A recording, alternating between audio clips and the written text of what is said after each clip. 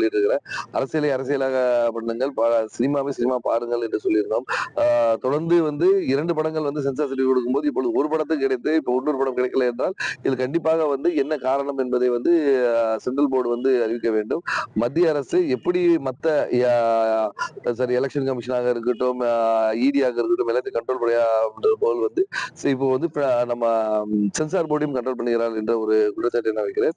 கண்டிப்பாக இதுக்கு ஒரு தெளிவான பதிலை வந்து போர்டு அளிக்க வேண்டும். ஏன்னா நீதிமன்றம் வந்து உத்தரவு கொடுத்த பின்பு மீதும் அதை வந்து ஸ்டே வாங்கி வந்து திருப்பி இல்லை 21ஆம் தேதி போல தான் நாங்கள் சொல்லுவோம் என்று சொல்லுவது வந்து மிகப்பெரிய வருத்தத்தை அளிக்கிறது. அரசியல் உள்நோக்கம் அரசியல் உலகம் கண்டிப்பாக இருக்கு என்பதா என்னுடைய ஏன்னா டிசம்பர் 18 போலயே வந்து அவங்க முதல் சென்று சான்றிதழ் போயிருக்கு. அதுக்கப்புறம் சில கரெக்ஷன் சொல்லியிருக்காங்க.